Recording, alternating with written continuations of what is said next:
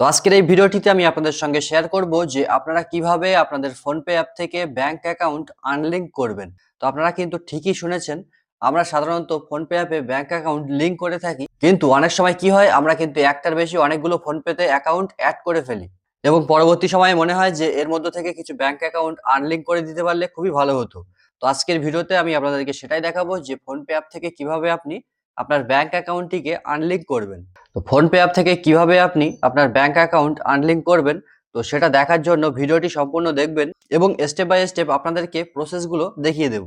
তো simply PhonePe app থেকে bank account unlink করার জন্য ফোনপে অ্যাপ্লিকেশনটিকে ওপেন করে নেবেন।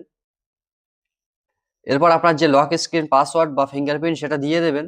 এরপর একটি অ্যাড শো করছে, তো সিম্পলি অ্যাডটিকে স্কিপ করে দেব। তো সিম্পলি দেখবেন যে ফোনপের যে হোম পেজ সেটি ওপেন হয়ে গেছে। তো এখান থেকে যদি আপনি চেক ব্যালেন্সে ক্লিক করেন, সেক্ষেত্রে আপনার যে কয়টি ব্যাংক অ্যাকাউন্ট রয়েছে বা ফোনপে ওয়ালেট, ইউপিআই লাইট সেগুলো শো করছে। তো দেখতে পাচ্ছেন যে আমার কিন্তু ৩টি ব্যাংক অ্যাকাউন্ট এখানে লিংক করা রয়েছে।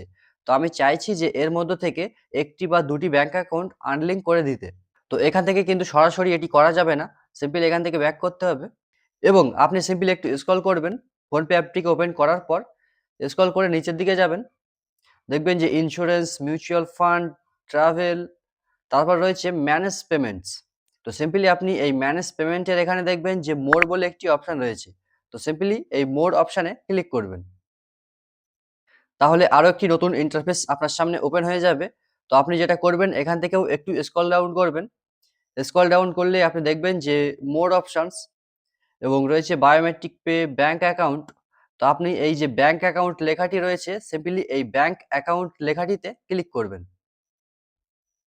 এরপর দেখতে পাচ্ছেন যে ৩টি ব্যাংক অ্যাকাউন্ট আমার এই ফোনপে অ্যাপ্লিকেশনে লিংক করা রয়েছে। তো এর মধ্য থেকে আমি ১টি বা ২টি ব্যাংক অ্যাকাউন্ট আনলিংক করব।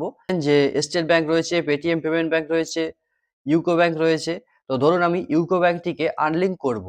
তো সেক্ষেত্রে আমাকে এই যে ইউকো ব্যাংক লেখাটি রয়েছে এবং পাশে একটি অ্যারো আপনি দেখতে পাচ্ছেন। তো সিম্পলি আপনি এই ইউকো ব্যাংক লেখার উপর ক্লিক করবেন।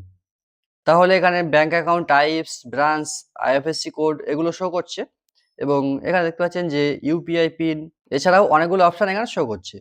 তো আমরা যেটা করব, ব্যাংক অ্যাকাউন্ট এখান থেকে আনলিংক করব। তো সিম্পলি আপনি যেটা করবেন, এখান থেকে একদম স্ক্রল করে নিচের দিকে চলে যাবেন। নিচের দিকে যাওয়ার পর আপনি দেখবেন যে আনলিংক ব্যাংক অ্যাকাউন্ট। তো এই আনলিংক ব্যাংক অ্যাকাউন্ট এই অপশনটিতে আপনাকে ক্লিক করতে হবে। এরপর বলা হচ্ছে do not unlink your bank account if you face of payment issues. You can make the payment successfully after some time. If you unlink your bank account, you can no longer use it for payment on PhonePe. তো এখানে যেটা বলা হচ্ছে যে আপনার যদি কোনো পেমেন্টের ইস্যু থেকে থাকে, যেমন হতে পারে আপনাকে কেউ টাকা পাঠিয়েছে কিন্তু সেটা আপনার ব্যাংক অ্যাকাউন্টে আসেনি, আর সেই টাকাটি যে ব্যক্তি পাঠিয়েছে তার অ্যাকাউন্টেও ক্রেডিট হয়নি, এরকম একটি সিচুয়েশনে যদি থাকে, তাহলে আপনি ব্যাংক অ্যাকাউন্টটিকে আনলিংক করবেন না। এছাড়াও যদি কোনো পেমেন্ট নিয়ে সমস্যা থাকে, তাহলে ব্যাংক অ্যাকাউন্টটিকে আনলিংক করবেন না। সমস্যাটি মিটে গেলে তারপর আপনি আনলিংক করতে পারেন।